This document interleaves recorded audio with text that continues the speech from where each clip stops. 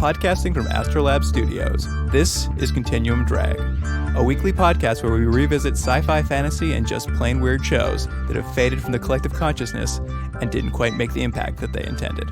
This week, Tekwar, episodes 7 and 8. You cheated to win. Let me tell you something. Good cop always uses surprise to his advantage. Cheap trick. You know what they say, all is fair in love and destruction. Ha, so you mean you cheated to win, huh? It was just a game, you know? Yeah, well, play that! Stop!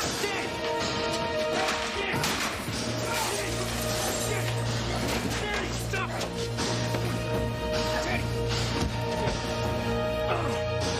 Danny! Calm down. Stop. Hey everybody, and welcome to Continuum Drag. What's real, Jordan? I don't know. How many episodes have we done at this point? Seems like I've watched a million Tekwar episodes. We're getting in there. We're not quite halfway through, but we're getting close. I'll just say right off the bat, Tekwar really sent me into spiraling into a depression last week. I hated it so much. This week I think I'll come back. So I'm looking over the precipice of the depression. Not because the episodes are so much better. I don't know. You just have what's the disease you get when you're a hostage? Oh, Stockholm syndrome. Yeah, Stockholm syndrome. You've got Stockholm syndrome. I was sure you were going somewhere else with that. That I don't know what it was. What's that disease you get when you're a hostage? What is it? Polio. Polio, right? Yeah. So before we get too far along, I hear you have a Shatner story for us. Yeah. So I'll try to tell this story, and please keep your expectations very, very low. I've mentioned it to Luke as we've spoken this week as my 15-second William Shatner story. A little background is I'm currently working with someone who worked on Tekwar, but that's all I'll say because I don't know if this person wants me to mention anything about them. But so we were having to be driving somewhere this week, and I said, "Hey, you worked on Tekwar. Can you tell me any Tekwar stories?" And he didn't really have much, but he did say at one part, he said, "Well, we went to a party one time, and Bill was there." And he was drinking a lot of Long Island iced teas. I'm pretty sure he just thought they were iced tea. And he got really drunk and then said, "Hey, I'm going to show everyone my karate." And then he did a bunch of karate moves. Amazing. That's the whole story. Such a good party. Yeah. Yeah, such a good party. What do you think his karate moves are? I assume it's similar to the impersonation people do of Elvis doing karate. Just a lot of flailing of hands. He would have had a late Elvis body at that point too. So yeah, that's true. Yeah, it's like a good 76 visual. A 76 Elvis body is similar to a 94 Shatner body. Yeah, I think I can envision it pretty good. Pretty good. So pretty good story. I know. I'll see if I can. I see if I can pepper for any more. Yeah, see what else is kicking around. Yeah. Also, just not realizing you're drinking Long Island iced teas. This is a regular well, iced tea. well, all of the because I've now spoken to a couple people that have worked with him on a couple projects, and unfortunately, all the stories sort of have the ring of he seems like a kind of confused man. So shall we get into it? Episode 7. Before we get into episode 7, I did a little bit of research to get a little deeper into Tekwar for us, and I dug into Tekwar's fandom. That should have taken all of 10 seconds. It's not a lot. You're right. It's pretty slim pickings out there. So I'll kind of give you a general idea of how little love remains right for Tekwar. There is a Facebook page. Oh, is it really? 44 people have liked the page. Yeah. And 42 people follow it for updates. Right. So 42 people liked it, and then 2 of them went, one more time. Well, I don't need to know. I don't need to know what's going on with Tekwar. Right. I just know I like it. No one has updated anything on it since like 2002, though. So it's been dead for a while. There is a subreddit for it. Really? There are only 8 subscribers. And have only ever been 12 posts, and almost all of them are speed runs of the video game. All right. However, of the 12, there were 2 worth mentioning. One of them was just a photo of Shatner in a one-piece bathing suit climbing out of a pool. Oh. Now my question was the picture from the front or the back? Oh, from the front. Huh. It's quite erotic. And the most recent post from 28 days ago, which I was so glad was there because I had totally forgot about this. But the heading for it was, "This is people ask me why I subscribe to this dead Reddit," and it was just a screen cap from The Simpsons of Principal Skinner saying, well, the kids have to learn about Tekwar sooner or later. You know what's funny? I have that ready to go to put on Instagram. I wanted to find something. I wanted to find some sort of like fan of the show. Because I'm like, there's got to be someone. There were 5-star reviews for the complete like series DVD. Right. None of them were jokes. There are only 12 of them. And there seemed to be some genuine people who liked it there. Like one guy talked about his Sega with the series and how he used to own it on Laserdisc. And then he started taping it off of TV on VHS, which he transferred to DVD-Rs. And was just so finally happy that someone had released a DVD set of it. So he'd been following it for a long time. On a side note, isn't it weird that people feel that they need to give that much information in their review? Like, no one cares what you did. It was his whole history with Tekwar. Yeah, but no one cares. He spent a long time trying to find the perfect copies of it. What a waste of time. What's his name? Hey, Jim, whatever. What a waste of time. No one cares about your stupid review and your stupid opinion on your stupid show. That's right. It's going to be one of those episodes. Oh, good. I mean, I'm sure that's what people are yelling at their music devices right now as they listen to Right, this. yeah. Oh, you stupid voice. No one cares. One person in their 5-star review noted, Bill was a little heavier, which I thought was rude. Yeah, it's true, though. And then one person's review had the headline, finally, Canada gets it right. And midway through the review, he said, well, I'm from the States, but I was quick to nab my own copy and have no problem shelling out money to another country, if that's what it takes. There's a lot to unpack there. There's no problem shelling out money to another country, if that's what it takes to get a copy of Tekwar. But put that in your cap, because Canada finally got it right. Yeah, they finally got it right. It took a while, but Tekwar was it. But yeah, I thought it was really funny that there's far more writing about the video game online than this series. show. No one cares about this show. All right. On that note, shall we get into it? Yeah, let's get into this show no one cares about. All right. Let's talk about episode 7, Killer Instinct. Here's a synopsis. A cop is gunned down by an upstanding teenager. His father blames a VR game. The manufacturer denies responsibility. Jake finds a hacker has put a virus in the game. The virus starts showing up in many other places, including the police network. Yep. But yeah, that's basically how it starts. There's this kid just like going crazy on the street. When two cops try to stop him from vandalizing a payphone, he shoots one of those cops dead, that kid. I didn't realize at the time that was going to be like the catchphrase, because what did he say? You're destroyed, sucker. Yeah. I like that. So once the cop is shot dead by this kid, we jump forward into the Cosmo offices where the Harris Booth, who I guess owns the company that made the game, and Sid and Jake, they're watching a newscast where the parents are blaming the company for causing their kid to go crazy. And Harris has hired Cosmo, I guess, to prove that that's not the case. And it's weird because I guess it's really not. He'd already pulled the games off the shelf months ago. Yeah, it doesn't make sense. Pirated copies floating around. I thought, oh no, it's going to be one of these video games cause violence. And the thing is, the episode's not really about that, but I think it kind of wanted to be, but just is too clumsy to be able to handle even any sort of moralizing. Yeah, they back away very quickly from the idea Yeah. that video games cause violence, which is interesting because I had a quick look and Killer Instinct had been released probably 6 months before the episode, hence the name of the episode. So there obviously was a thought that crossed the writer's head, but they really moved past that idea very quickly. What I like in this scene is that for no reason at all, Sid seems really annoyed. Sid Yeah. seems to be really pissed off with this guy. This is an actual problem that Tekwar has.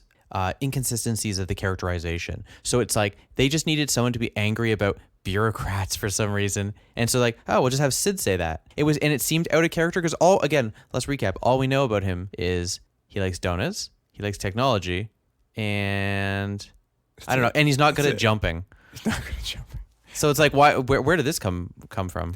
I think what it is, they seem to be in the game, he's you can kill a cop, and I'm really mad at that idea that you would make a game like that. Though, I will say, almost immediately, the client leaves, and we meet Danny, I know.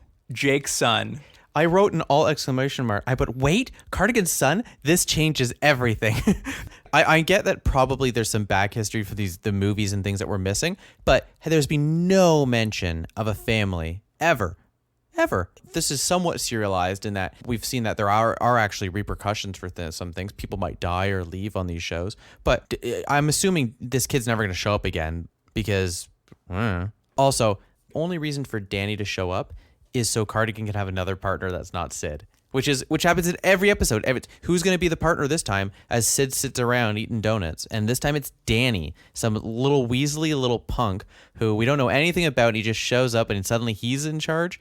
Yeah. Well, I mean, Jake immediately needs Danny. I love what he said, actually. He asks his son if he can get him a pirated copy. And Danny says, Just take a nanosecond. I can get one on the Matrix if you want to scope it out. Just take a nanosecond. Yeah. Very cool. Kids love to pirate. Yeah. Just like today, kids love to pirate games in Tekwar. Have they explained what the Matrix is? Is the Matrix just the internet? Yeah. No. The Matrix is just the internet. So this is kind of a father-son bonding moment. They both get to play. They both put on their VR helmets and they play cooperatively. They play a game, and like we've just seen that this is like the most controversial game. Like everyone's really upset, and they go in and they're just playing two cops shooting at tech heads. And I just wrote down, I'm like, this is just Cardigan's life. Like, this is just what he does on a day-to-day basis. And it's not like there was anything explicitly violent or horrible. It wasn't, you always hear about different video games like Duke Nukem. You could get a stripper to flash you or whatever these games, and parents get very upset. There was nothing in this game. It actually seemed like a pretty lame game. They were playing the cops. Like, I was just like, they're on the side of law and order here. And then... of course, we encounter the thing that caused the other kid to go crazy, which is a weird red spiral in the game, which causes Danny to get very aggressive. So that when him and his dad decide to go fight each other in the game, Danny gets very angry when Jake very easily defeats him and starts smashing up the Cosmo office. Yeah, but to be fair, he just was acting like a teenager. Jake doesn't see his kid very often, so he doesn't know how he normally behaves. So he thought this was out of character. Also, they mentioned at this point, the Matrix police. Did you catch that? I did. You talk about bureaucracy. There's too many levels of police in society. Someone's got to police the internet, Jordan. Yeah. Just like today, it's too free. And the Matrix police, I guess, sounds cool, but like if you said internet police, that's not cool. The internet police. They're very effective, though, because they immediately, as soon as they find this virus is in this pirated version of the game, they immediately delete all versions of it off the internet. I'm just like, very efficient. I don't know why they didn't help that guy get the pirated games down earlier. Nika, of course, figures out that the red spiral he sees is actually a virus in the game that, what did she say here? That produces a pulse that stimulates the limbic system, which I guess causes aggression in people. Yeah, they did about as much research as you and I do before we're doing this podcast. I did like this scene with Nika because they walked to her computer. I know what you're going to say. When she walks over, she uses the other girl's computer. Was that it? Was that another girl's computer? I noticed they walked over to a computer and started using it. And then there was just a fourth person standing there with them. I'm like, oh, is this a new character? I'm like, no, just an extra standing very close to them as if she's part of the team. What I think they were trying to do is that Nika's so like on top of everything. She's just like, I need another computer. And she just went over and she didn't even say thank you to that person. Like imagine you're just at work and someone comes over. They didn't acknowledge her at all. Someone just comes over and takes your computer. Like, I need this for a minute. I'd be like, whoa, slow your horses. This is a non-point. It barely comes up. I just want to bring it up because there's just a great line about the future.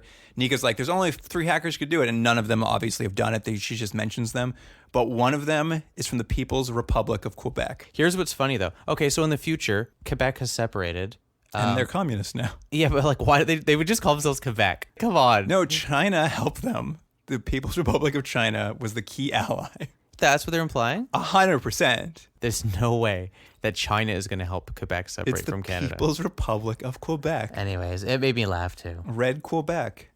Red Quebec. So they kind of now know they're looking for a hacker who's putting some sort of violence virus into these games. Thankfully for them, the hacker uploads a new copy of the game and they can figure out where that address is being uploaded. So they run off to that house where they bump into Lieutenant Winger. Yeah, he's back. I never catch his name, so I always just refer to him as he looks like a Klingon who's had his forehead ironed. Because it's like something a little bit off with him, but not enough. And actually to the point where I feel bad, I'm like, maybe that's just how the actor looks. Maybe they just cast a guy with a weird looking forehead. But I'm pretty sure it's a prosthetic. No, he's definitely wearing a prosthetic on his forehead. I think we've only seen him in the first episode. In a brief glance, and now he's back. He's all over this episode. he's showing up for the same reason. They know the hacker's in here. They have a fight. They're like, let us come with you. He's like, why would I? You're not cops. And they're like, come on. He's like, okay, just stick around. Like, he gives in immediately. He just lets these non-cops join the raid. Yeah. Do you know why I think? Jake stops wearing his leather jacket this episode. He's wearing just a puffer vest. And I thought, oh, he looks much better. And I think everyone felt a little better about Jake. Like, Jake, you're getting a little old for that leather jacket. They think he's improving. He's improving. It's like, all right, we'll like, let you. Come along. It's great when they bust in this house, though. They break out a portable molecular decomposer, which just like dissolves the door. Yeah, which is one of those things where it's like, whoa, that thing could really be used poorly in the wrong hands. It just seems like a very, very powerful tool to just use to remove doors. It was very awkward too. The cop who carried it over, it looked like it was a real pain in the ass to move over. I didn't notice. So they bust into this house, and they're very nonplussed to find it's just an illicit gambling den. It was like a little fun casino. They definitely seem to state that this is an illegal gambling den. Lieutenant Winger couldn't care less. In fact, he says hello to a senator who's there. So they've tracked the location to this place. They go there, and because they find a casino, they go, there's nothing to see here. Wouldn't your first instinct be, oh, this is like a den of iniquity. There's a lot of bad stuff happening here. Well, I think what it's positing, like everyone in there is either like, I think their client might be there, a senator is there. It's come up before, but there's this real idea that the wealthy 1% like control everything to the point now where like Sid and Jake don't even care. They're like, oh, well. Like, I get what they were saying. Okay, there's people of power there, so they don't want to ruffle any feathers. But it all just seemed like very bad police work. This episode has the same problem that almost all Tekwar episodes have, which is you're going to start somewhere and you know you're going to end up back there again. And that's happened episode after episode. They start in the airport. Guess where they got to get to at the end? The airport. And this episode, spoiler, guess where they got to get to? Back to the stupid casino at some point. They're very economical with their location. Right. Well, that's what it is. They're like, well, we got to get at least 3 scenes out of this location, guys. So the illicit gambling den is a bust. They step outside, and another kid has been turned by Destructor, pulls out a gun, and he shoots Sid in the chest. I had your voice in my head mocking me last time when I said there would never be any changes, and then Beth left. And then I thought, well, there's no way Sid's dead. There's no way. Why kill him? He hasn't done anything at this point in the show. Why even get rid of him? It's so abrupt. It was so abrupt, and the characters also don't really like. And he's been shot in the chest before.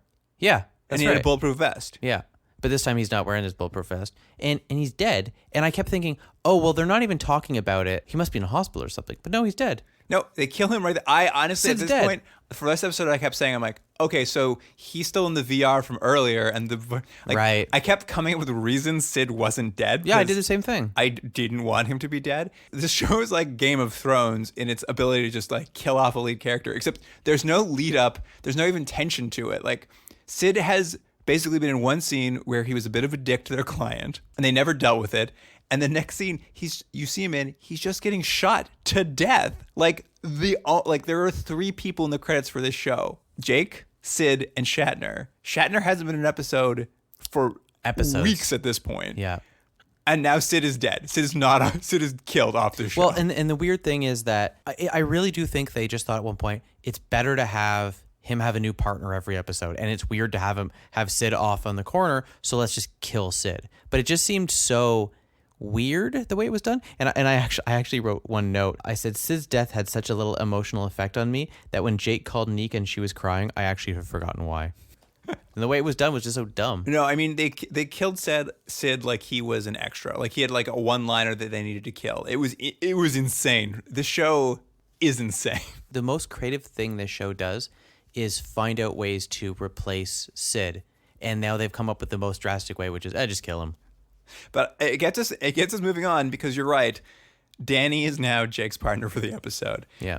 As soon as he's dead, they almost immediately move on. We get a little insight into Danny. I guess he is at a boarding school. That sort of explains why he's not mentioned at all, but they do mention that, yeah, he's off at a boarding school. Because he's like, I got to send you back. Now that Sid's dead, you should go back to school. So let me ask you, do you think in the future all kids go to boarding school, or Jake's just really spending his salary to try to get this kid the best he can get? You know? Oh, no. I assume it's Jake's ex-wife and her new husband who are paying for it all. Her new husband, Steve. I think Jake sees him twice a year and does not pay child support. Yeah. So I know you're going to be moving on, but I think it's at this point where Jake's son, what's his name? Stevie? Danny. Danny says he got the game on a disc with the homework. Oh no, it was the other kid. That's the kid who just killed Sid. They get to go to the hospital to see him. Right. And by the way, let me just side note: the kid looks identical to Cameron Crowe. Oh, really? Identical. Did you catch the kid's name? I don't know, Cameron. Luke Gray. Oh, Luke Gray. Close to me. So close. Oh, look at that. So close. Yeah, I didn't notice. I was too busy going, that looks exactly like a young Cameron Crowe. But yeah, he mentions that he got it on a disc with his homework, which one I was like, what? I understand their homework comes on disc. It's one of these like, hey, in the future, homework's on discs or whatever. That's the thing is because they took it off the Matrix. Now this hacker has somehow got them onto all of, what do they call? Yeah, they call them school discs. But the kid mentions, I thought it was a reward for getting my work done. And I thought, oh, hold on here. So one, the teacher's putting your homework assignments on a disc, and then they also put like a little treat on there for if you get it done. If I was a kid, I would go play the game and not do my homework. Anyway. This kid's a good, honest, straight shooter. Yeah. Quite good at straight shooting, actually, because he took his dad's gun, he said. Which, in a really dark turn, he's just like, I took my dad's gun. I'm like, oh, that's so dark. Let me mention one thing. So this kid's in the hospital, and the reason he's in the hospital is because Jake shot him with the laser gun thing. How much damage does this gun do, though? Do you know what I mean? Like, it seems weird. So they have guns which shoot and kill you, but a laser gun, it does at least enough damage that Jake has shot a child and put him into the hospital. So it's clearly done some serious damage, right? Still non-lethal, I guess. I guess non-lethal. I mean, the kid's peeing blood, but it's non-lethal. Hey, he killed his partner. That's true. Kid deserved worse. Yeah. It's at this point that we introduce a totally redundant character who will keep popping up, and we probably won't come back to her too much. I found her very irritating. Jake needs to go talk to a hacker terrorist to get some insight on his terrorist, and these scenes are just recreations of Silence of the Lambs. He goes and talks to someone who talks to him very cryptically to try to get insight onto another hacker killer, and she just doesn't have any answers. She just speaks very cryptically to him. They're trying to cop the Silence of the Lambs sort of thing, but it just doesn't work, and it pales in comparison. It makes it look even lamer than it is. I mean, the actress is doing her best, but it's a terrible, terrible time. I mean, she had good posture. I'll say that for her, I guess. Tanya Martin, wasn't that her name? Tanya Martin, that's the name of the hacker. She killed 98 people. Well, you know what Jake said? It takes one sick mind to know what the other sick mind is about to do. That was his line. I wrote that down. I was like, oh, what poetry. He's got a lot of bon mots, that guy. This scene is almost strictly so that Jake can then get in a car with a cab driver who can then be infected by the virus because the virus is now in the adway. I do like that they call it the adway, which is so dumb that because there's advertisements on the highway, it's now called an adway. Yeah. It's stupid. I mean, it's stupid. It's such a huge leap to get. Like, they need to get him into a taxi on this stupid adway. Yeah. But up to this point, he's been in taxis before that are self-driven. Yeah. And this car, in fact, and he has a car. The driver, when he goes crazy, is going to drive it and like try to kill them in the car. He has to turn the autopilot off in order to go. Like, I'm just so many things were added for this, like, to even all right, we need him to get into this car, and then we need the driver to go crazy, but it's autopilot, so there's no reason for a driver. But that's okay. He'll turn it off, and then he'll drive us into a wall. Aren't we bending the rules of what has just been established, which is you play a video game, there's sort of a subliminal message that makes you aggressive. Now just by seeing the spinning thing, that's all it takes now? Yeah. Okay. He took it out of the video game, and now he can just put it on a wall, and you'll go crazy. If that's the theory, then why doesn't, if he could just hack, quote unquote, the Matrix, why doesn't he just put it on Times Square or whatever? Just do that. That's more effective than one stupid little cab driver. You know what I mean? It's just dumb. I mean, this episode's dumb. As Tanya Martin said, he's getting more daring. Yeah, I guess. I don't know. Yeah, she was a real expert for some reason. It didn't make any sense. It didn't make any sense. But thankfully, we jump back to Cosmo, and Jake says it best, never thought we'd see you again. Yeah, Houston's back. Houston's back. I was actually, weirdly, I was happy she was back. I don't even really have an affinity for the character, but I was like, yeah, there's a character. And I actually assumed she's going to be his new partner going forward. That's what I thought. But Tekwar, of course, no, that's not. You can't know. Here's my question for you though. Yeah. She was in the last episode, right? I think there was an episode in between. Was there an episode in between? I'm not sure there was. She's in episode 6. She's an alter ego with the AI. Oh, that's funny. Because I'm like, as soon as I saw her, they're like, I never thought I'd see you. We'd never see you again, is what Jake says. And I'm like, how much time has happened between these episodes? Because they even say they've tried to have dinner 5 times. Maybe it was 5 nights in a row. At most, a week has gone by, but I'm just like, maybe a month has happened between episodes. I mean, I guess it doesn't matter, like as much time as possible. But my favorite part is that she's come back because she's here to avenge Sid. And she says because she wanted to return the favor of the time he saved her life. And I was like, when did he save her life? I'm like, Yeah. oh yeah, he threw that lamp at that force field. That's not a reason to come avenge someone. Sorry. She's taken a break from her job to come avenge Sid for that one time he did very little to help them. But who would have thought that Houston would be back as a recurring character before Beth? I didn't think that. Oh, it's crazy. And they immediately start trying to figure out what they should do next and have almost the exact same fight about they both dislike each other's plans. I'm just like, back to normal. Yeah, I put that Jake is getting aggressive just to remind everyone he's a dick. Like, there's no reason for him to be aggressive other than like, well, we really have these two that like fighting, so... Well, I guess that's their thing. They got a lot of heat between them. Now he has 2 partners. I guess Danny's now shown to the side, actually.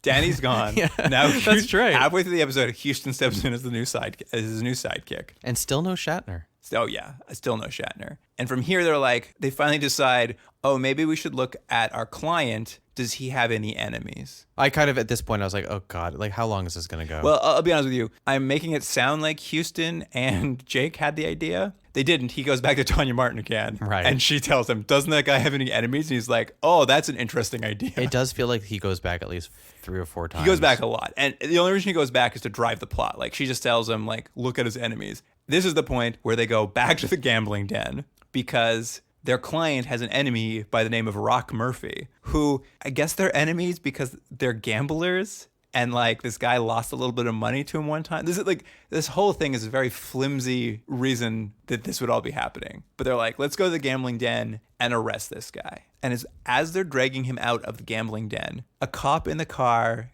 gets violence things and he gets shot dead in the exact same place that Sid got shot dead. Oh, was it the same place? It's next to the car. Like they literally just kept the same setup and shot him again. That's funny. But this time the hacker is in the cop networks and has brainwashed a cop to kill him. Mm-hmm. Did you notice how Winger took the cop down though? Lieutenant Winger? I didn't know. He open hand slams the cop's chest and the cop just goes flying. So what do you think is his deal? He mentions at one point he's engineered, right? I did write down, I'm like, what is he? Yeah. Well, because he's not human. It's quite clear. We just have this character who acts sort of robotic. I'm like, what is he? Is he an alien? Is he a robot? Is he He's just a by-the-book cop. He's a by-the-book cop with a very large forehead. With a very flat, large forehead.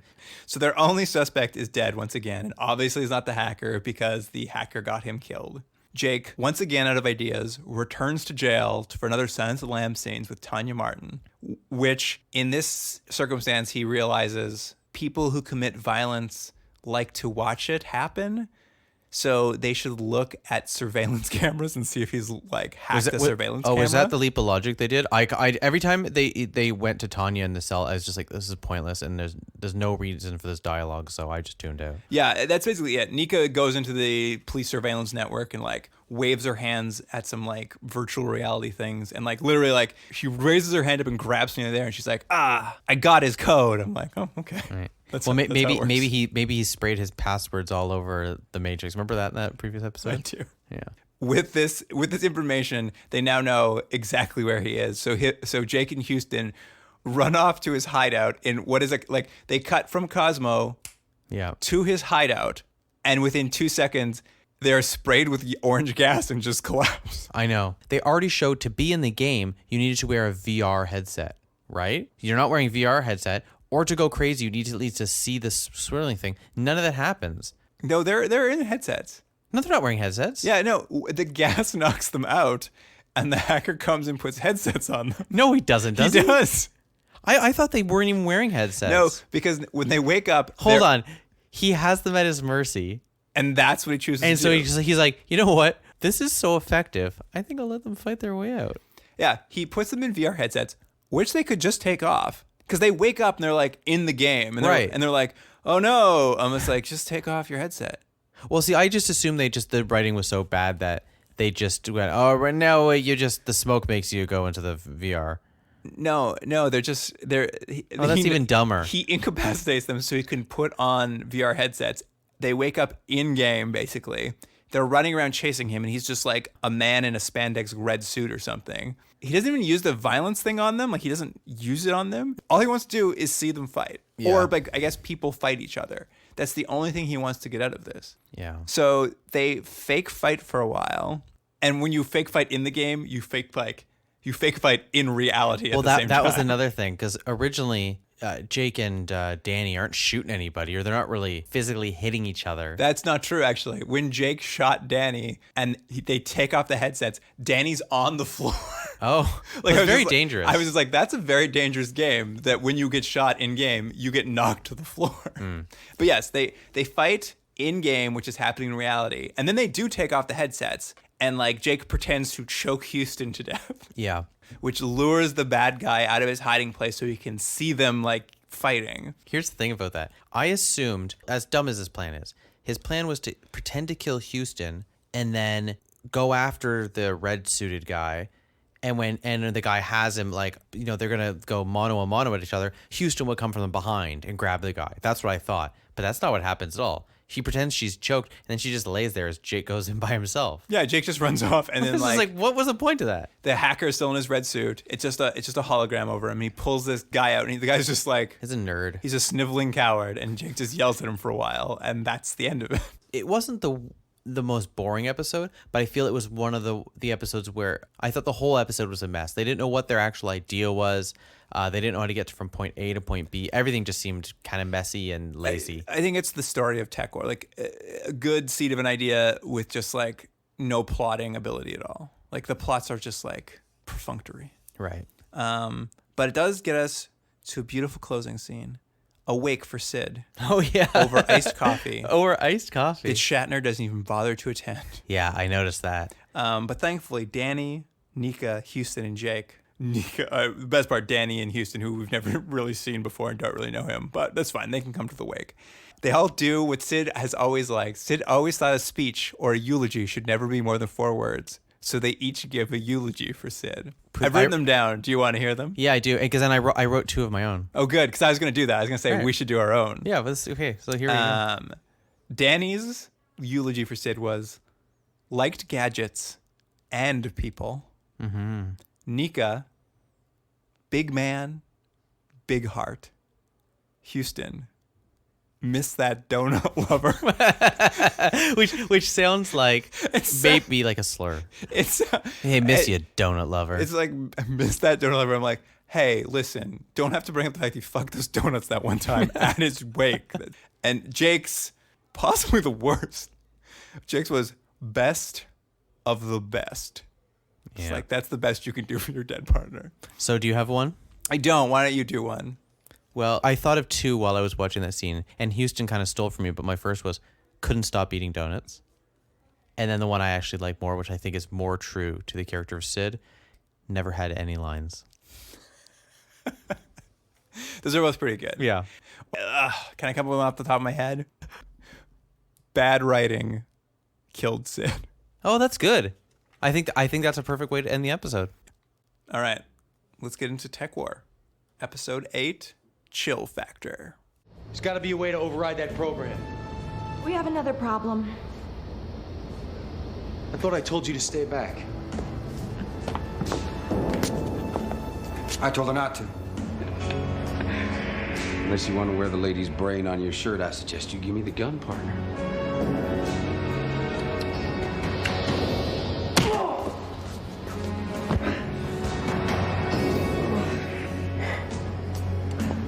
It's your call, my friend. Either help us get out of here alive, or I'll take you out in a cryo box. What's this episode about? A convicted felon is about to be on ice. but injects himself with a deadly virus which causes the ice computer to believe it is a real threat and stops the freezing as well as undoing several others. The computer tries to kill all infected. Another ponytail bad guy. This is Conrad Lowell. What'd you think of him overall as a character?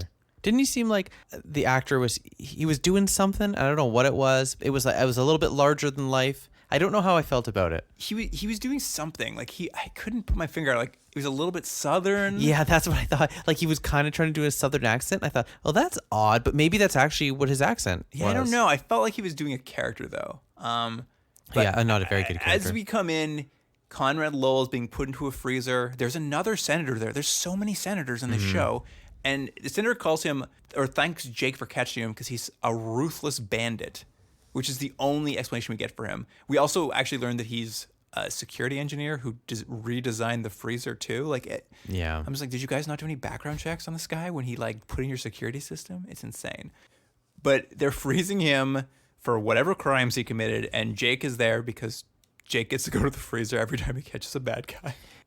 I mean, he's been sympathetic, I think, before, but again, to my point of inconsistent characterization, he seems very anti-freezing now, where he was like, he's had no problem freezing people before. He's suddenly very concerned with the civil rights of people in a freezer. Like Yeah. he's very upset about it with the deputy warden. It makes as much sense for him to suddenly be so angry about this as it did for Sid to be angry about bureaucrats in the previous episode. It was just like, oh, we need someone to be angry in a scene. Yeah, we really want to get across this one idea very quickly. Also, let me cut you off real quick. Sorry. Jake has another new jacket in this episode. I know I'm obsessed with his jackets, but like he's looking a lot better. He's got another new jacket. You think it's maybe this is it? Maybe he's growing as a character. Like his opinions are changing. He used to be on Tech Posse's side. Now he's worried about civil rights. He's getting better jackets. And the costume designer's showing that very subtly through his clothing. It's a very subtle program. Yeah, I don't think that's what it is, but let's go with it. As soon as Lowell's in the freezer, Jake walks away, except the computer detects the Matzo virus in Lowell. So they immediately defrost him, which is obviously a ploy.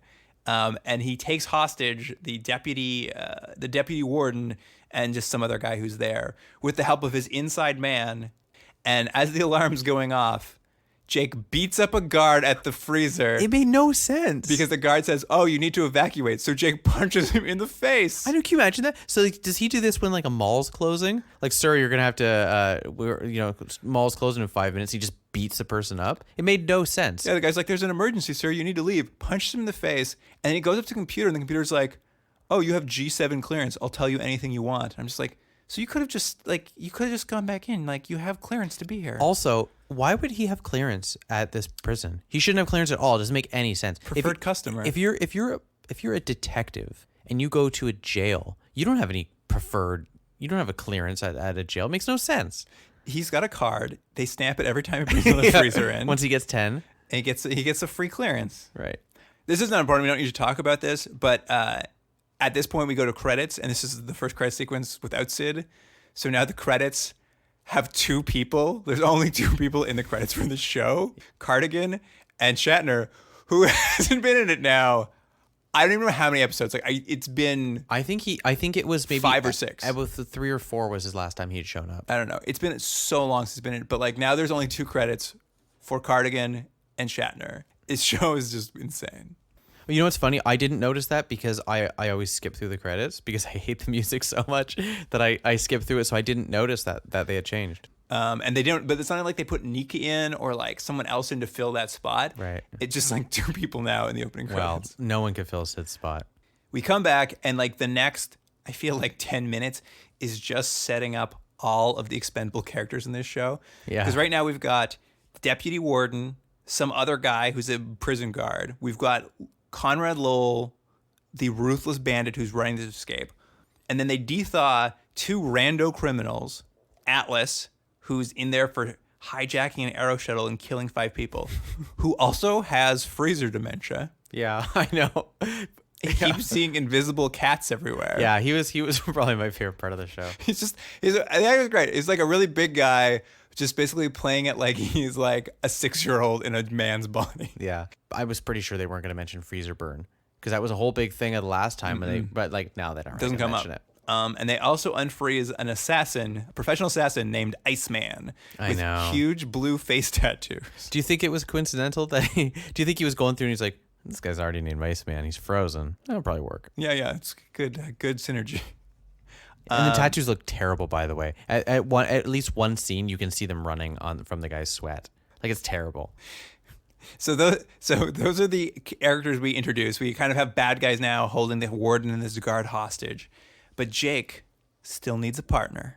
Yeah, but here before we get to that, this episode had the makings of a good idea, which was you're stuck in a tower or you're stuck in a building and you have to make it to the top to stop whatever it might be, and they kind of give you the hint that that's what this is going to be. Like, Jake's got to make it through all the levels to solve the day or defeat the virus, but it's not really what happens. And they kind of set up there, but then they take a left turn as they always do. They always do. But I mean, it's something to set up. Like I made note of it. I'm just like, we're introducing a lot of characters because we're going to have to like watch them die. Like there's going to be a real countdown of who's going to be left. But Jake doesn't have a partner yet. That's the key here. Jake is running around the freezer trying to like save the warden. Well, because they wouldn't have given him a new partner after his partner died. That's crazy. So he walks into a room where he finds another freezer tech hanging out. It's Second Dax. Ezra Dax. Yeah. Ezra Dax is now on the show. What's her real name? I don't know. I can't remember. She's called Tara James in this. Yeah. Oh, Nicole DeBoer That's got it. there. So now we've kind of set up all of the characters. Like we've got 7 people we're going to be watching. What was her job on it? What's her job? I believe she was in charge of the cryostasis. And so she hears this alarm or whatever, and she's just hanging around. She's just hiding in a closet. And like when Jake tries to leave, she's like, "I'm coming with you." And you're like, "Why? Just stay in a closet. It's perfectly safe." Yeah. Like, don't go with that idiot. Yeah. There's a bunch of nonsense here. The best part being they end up in a morgue while they're tracking the bad guys. And this is just good scene build or world building for me. Is they walk through a morgue. If this freezer is so perfect, why are there so many dead bodies? Like, why are so many people dying in the freezer? I know. I thought the same thing. But Nicole DeBoer, Ezra Dax mentions, she's like, "Oh yeah, they haven't shipped the bodies to the graveyard satellite yet." I know. That was weird. I was just like, there's just not enough like space on the planet anymore. You now keep your dead like orbiting the planet. Well, we've already said in this world that people get frozen as a punishment for crimes. And this place, they mention how much money they save because they just need to keep the lights on, basically. But then they're also sending dead bodies to... Maybe the idea is you freeze someone for like 100 years, you dethaw them, and you're like, well, now that that's done, when they kill them, and then they send them to the satellite. Well, first they point out, they're like, I know it's been 100 years. I just want to point out to you, your fashion it's completely out of date. Now, do you feel bad? Okay, now we're going to kill you and send you to the satellite graveyard. It's a very complicated crime and punishment system. Yeah. But basically, all this just leads up to Jake getting the drop on the bad guys and basically like getting them. And he blows it, of course. The thing is, he has his stun gun. He could just shoot them all. But he doesn't. You know why? Reasons. Yeah, he blows it. Ezra Dax gets captured, so he has to give up his gun. But at this point, they introduce the twist to the episode. Unknown to Lowell, who installed this escape route when he rebuilt the freezer last month while he was gone. Yeah. They installed a brand new AI who takes over in the case of an emergency. And she's not letting anybody out of that freezer. Sid would have hated her because she's a real bureaucrat. She's not flexible at all. She basically, the AI is very worried because they all have the virus, this fake virus that apparently Lowell has given himself to like throw off the sensor so he could escape. The AI won't let them leave with that virus. In fact, it will destroy the entire freezer.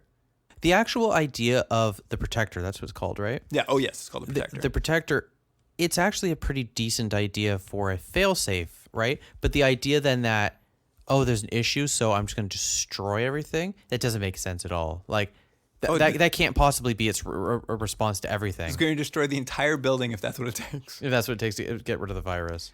It's at this point we leave the freezer for the first time and we see the task force that has like gathered around to like help with this like problem there that Jake's trapped inside. They've got Nika. Yeah. So it's an all-star team. They've got Nika. They've got Lieutenant Winger. They're teaming up. to help them inside.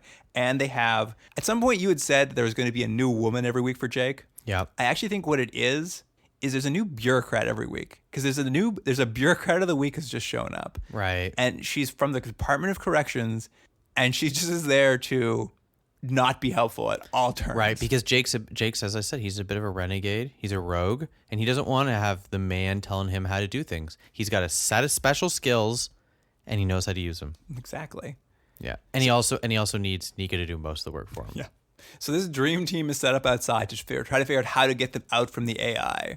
And this is basically the first point where Lowell kills one of our 7. He kills the guard, and I'm like, it begins. There was 8 before, there are 7 left now. That's his threat, and he's just like, you get us past this AI, and also I want 50,000 credits and an arrow shuttle, or I'm just going to kill a hostage every hour. Now they're fighting the AI and have to get them out before Lowell kills everybody. Which isn't a bad idea for an episode, but again, it took so long to get here. Almost the whole first 30 episode didn't need to be there. They could have just got quickly to this point. Did you ever at any point feel like there was a countdown or there was a rush? Because I didn't. You couldn't get a sense of how long anything was taking. It was impossible. I mean, and this is kind of like, now they're like, oh, what do we do about this robot? Nika's like, why don't we bring in the AI architect, the person who designed the robot? And the bureaucrat's just like, I don't care. Just like literally just walks away from Nika. She's like, I don't know, go ahead, I don't care. And let me mention that we were talking about old Forehead there. He says at one point, because of my engineering, it makes me immune to the virus. Yeah. So what is he? Well, the bureaucrat calls him a mecha. Oh, I didn't catch that. Yeah, what is the mecha? It's a slur she uses. She's like, she refers to him as a mecha. So I don't know. He's some sort of engineered human. I don't know if that means he has machine parts too. He's obviously he's got something special going on. Did you notice that? So the Protector is a computer program. It's not a human. It just clearly just answers questions, yes or no, or whatever. It gives information, but everyone keeps trying to reason with it. Yeah. And it's not a human. And even the guy, the architect, the guy who built it, they're like, well, we better bring him in because he knows how to work on this program. He doesn't try to do anything other than like have a conversation with this program he made. And he's like, come on, open the doors. It's like, I cannot open the doors. He's like, come on, open the doors. It's like, it's the weirdest thing. It's a good point. Like, I kept thinking that was how they were going to defeat it. Was there some sort of logic argument? But no, like they basically keep asking it questions and they just keep getting nowhere. Like that's the entire, this architect shows up and spends the rest of the episode just talking it to no effect. The cost of the flight and his per diem were not worth bringing him out because all he did was argue with the program he created. Yeah, and got nowhere. I'd been very angry at the money we spent to fly him in. Although I did, there was immediately after the scene, there's one great argument where Winger brings his like SWAT team to the door and he goes up to try to get into the freezer and he's just like, Protector, let me in. I'm a police officer. And the Protector's like, no. So he goes, all right, guys, shoot at the door. And he shoots at the door and there's a force field in front of the door. And he just walks back up and he's just like, AI, turn off the force field. And he's like, no. And he just gives up. Like, that's his entire plan. And he doesn't do anything the rest of the episode. Wouldn't that have been a better episode if the whole thing was just them asking questions? It just keeps saying no. Like, how long could you keep this scene going for? Can you do this? No. Can you open a window? No. Can you not kill everyone? No. Just for 30 minutes. I mean, like there's a whole bunch of scenes where they just do that already. Like, it's practically the episode. And I don't know if I'm jumping ahead here, but at one point, Lowell is the bad guy's name, right? Mm-hmm. At one point, they insinuate, and more than a little insinuate, that they're gonna rape that woman. Oh yeah, and it's like, Jesus, look what did that come from? That comes up in the next scene. Like they're trying to figure out what to do, and Jake and Ezri Dax are trying to like resuscitate the hostage just killed. Right. And Jake's like, if you set the resuscitator to like buzz, we can like electrocute one of these people. So just do that. So she sets which also, by the way, doesn't make any sense for why this thing would ever have that ability. Oh, I know. Just like it saves people's lives, but also it can kill people. Like it makes as much sense for me saying that pen on the table, if you just leave it there long enough, it explodes. Like, why would the pen ever do that? Just because. Yeah. So she sets this trap, and as soon as she steps away from it, Lowell grabs her and starts licking her face and, like, gets really rapey. Yeah. Like, there's a scene, they have a little cut, but he almost started trying to take her top off. Yeah. It's so weird. It, like, also, it didn't, I don't know. It just seemed out of even the show's character. I was like, oh, guys, really? Yeah, it was really weird. I mean, it ends very quickly, but that's only because like Iceman picks that thing up. Like Iceman dies right now. Like, Right. now we have 6 people left. Like Iceman just gets killed by this thing, and we're moving on. Like there was almost the weirdest violent assault on the show, but it's fine. Let's just keep going. Let's just keep going. Everyone's okay. So basically, what they determine is, in order to get out, they need to convince the virus they don't have, or the AI they don't have the virus. So they get their blood tested. Yeah. But for reasons that make no sense to me, the fake virus that Lowell made to get out, when he was frozen, mutated into the real virus, and now they all actually do have a deadly virus. When I was watching, I thought, hold on, what is happening? So it's like which I get kind of is the way out, that the computer program actually is doing what it's supposed to because they all have a virus. But how they got the virus doesn't make any sense.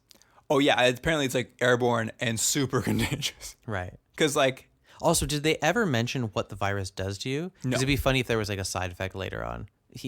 Cardigan always has hairy fingernails or something, you know? Like, oh, that virus. no, yeah, they never say what it does. Like they never say anything with the virus. They're just like, Yeah. It's just a virus. It's bad. The AI is willing to destroy an entire building to It's stop bad. it. Thankfully, Nika has an idea. She's like, if you guys destroy the AI's processor, it'll be fine. So they start a trek across the freezer, a like 2-second trek across the freezer to find it, where they have to fight spider drones, Yeah. which is a cool idea, executed in the most slowest, most boring way. I know. Yeah, it is. It is a good. Actually, I don't know if you. There was a similar episode of Black Mirror. I don't know if you saw it, where it's something like that. Except in that episode, it looks cool, and you actually feel threatened, as opposed to this. Yeah, it's like remote a control thing. toaster with like Yeah. really bad spider legs. Like you could clearly just kick it, and that's would it. fall over. And our friend Atlas with freezer dementia, as soon as he sees them, thinks they're cats. Yeah. Just walks over. He's dead now. 5 left. Like Yeah. they're really just like, at this point, they're just knocking them off as quickly as possible. Yeah. I really actually wish, though, he was the big villain, too. How great would it have been if the whole time you just had an insane villain who just thought he was seeing kittens? It's everywhere. Yeah. Did you catch what he called his kitten when he found it? Oh, I don't remember. It was Woody. He's like, Woody, that's right. and he wanted everyone to pet Woody. So he's dead. And after that, like, they don't even have to worry about the robots. They kind of just walk away at that point. The robots that's fine. We saw spider drones. We saw how deadly they are. Let's not worry about dealing with them. Let's just go. They literally walk from being told to go to the processor, see a spider drone, walk into the room with the processor. It has a force field. They're like, well, can't do anything about that. And that's it. They've basically run out of ideas until Jake comes up with this doozy of an idea. What if we all get in the deep freeze until our life signs are so low the computer thinks we're dead? Which isn't the worst. It's not the worst idea ever. I think the major problem is that the whole episode started because that guy, it could detect that he had the virus. So there's no way. The point was they're making themselves even more frozen. Yeah, they're getting in. They're freezing themselves even deeper. Even deeper, right? Which, yeah, I know you're right. Makes sense. And so they'll do this, but if no one gets them out in 15 minutes, they'll die. And also because it's been like 3 minutes since Atlas died, it's time for someone else to die. Yeah. So Roy Boy says, I don't want to do that. And he just gets shot immediately. Right. And again, I'll point out, this episode has no sense of tension whatsoever, because it's supposed to be, they have to get this done quick, and how long it's going to be. But there's never a sense that there's impending doom. Never.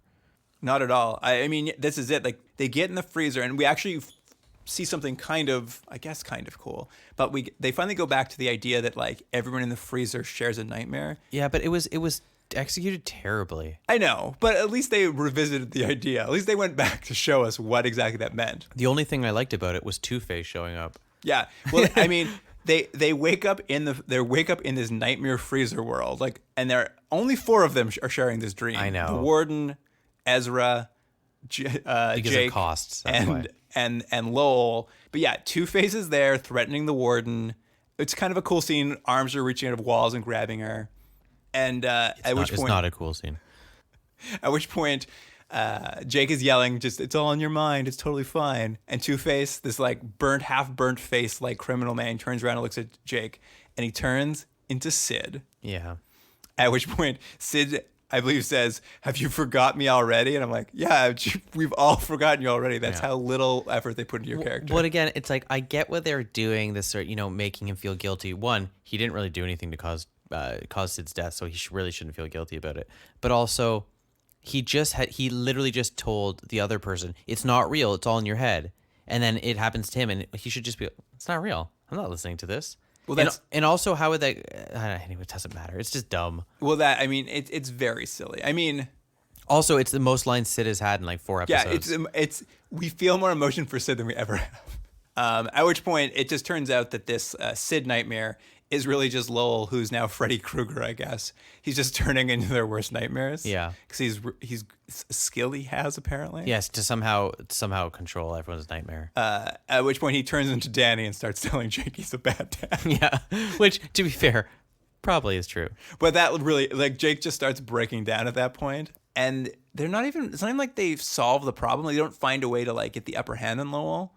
Lowell just starts getting haunted by his own ghosts at that point, and then dies in the freezer. And they just like, oh yeah, he didn't make it. He didn't make it. He's dead now. And we basically cut to them waking up now that Lowell has stopped menacing them in their nightmares, waking up to Nika just like, oh, we got here in time and got you out of deep freeze. I know, and also that's the thing.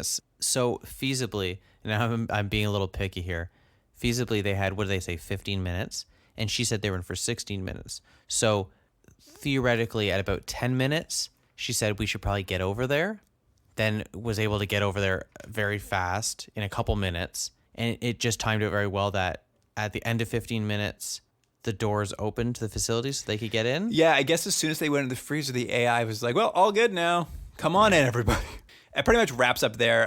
Some weird little bits at the end, though, that he goes to say goodbye to Ezra Dax, and she says, "Oh, Nika told me that Bascom offered me a job, so I'm going to go start working at your company." A research job, and I know I put that too. I put, "Whoa, is this how job offers are? Like, hey, I know I'm not the person hiring you, but this other guy says you have a job, so I don't know, start Monday." Well, how does Bascom even know anything of this? I guess he's been checking in the whole time. Checking in. And then also the deputy warden when Jake turns, because he's all still about those civil rights.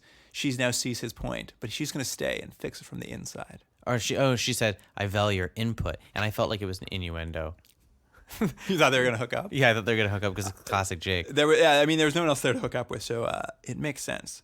All right, I mean that's it. That's the whole episode. There's not much else going on there. You want to review these two? You want to give me your thoughts and reviews on that first episode where Sid dies, that terrible Sid death episode? I would give the first episode a 5.5. 5.5. What do you give it? Because I just thought the episode was dumb and nothing made sense. But I did like that they killed Sid, not because I wanted the character to die, but because it was at least some change. That's interesting. My instinct is to kind of go, I think, with a 4. But I hate how they killed Sid, so I want to give it a 3.5. I'm so mad that's how Sid had to go. It's just so little care. It was as if he hadn't been on the show ever before. Right. All right. What about Freezer episode? Yeah, it's like 5. 5 for you? Yeah. I'm gonna give it a 4. I mean, it's as bad as the last episode, but at least Sid didn't die. These rankings are dropping.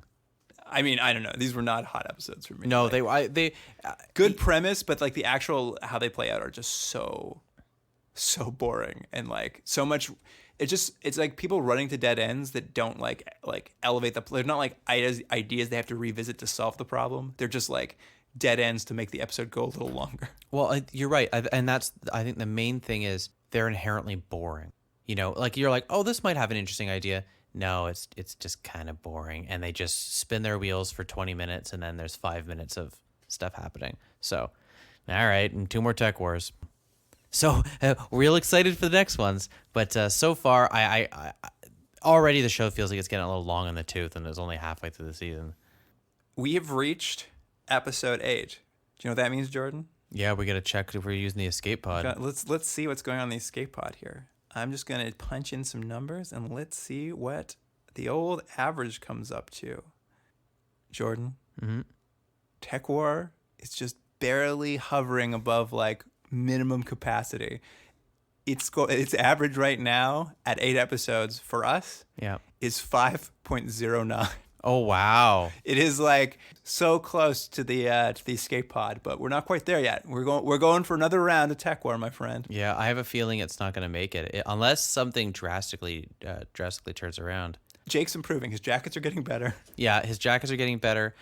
My hope was that Houston would become his new partner, and I don't think that's going to happen. And then I was like, oh, I could even go with Dax. That could be that's his new partner. But then, it's not going to be. It's going to be some other person next week. He's got to test a lot of new partners out Yeah. and see who's best. Oh, And maybe that's next episode. Is that it's just like a series of new partners he's trying out? And maybe, God forbid, Shatner shows up. Imagine we just never see him again. Yeah, it could happen. It's not out of the question. Before we go, if you want to get a hold of us to talk Tekwar or anything else, whatever you want to talk No, about. hold on. Not anything else. Well, no, we'll talk about whatever you like. It'll be No, I great. won't. Luke will talk to you about anything you want. I don't want to. You talk want to some you. relationship advice? Jordan's got some for you. No, I have I have nothing. You can reach us at continuumdrag@gmail.com, on Instagram and Twitter at continuumdrag, and those are all the places. Yeah. All right, Jordan. Good Tekwaring with you. All right. I'll see you next time.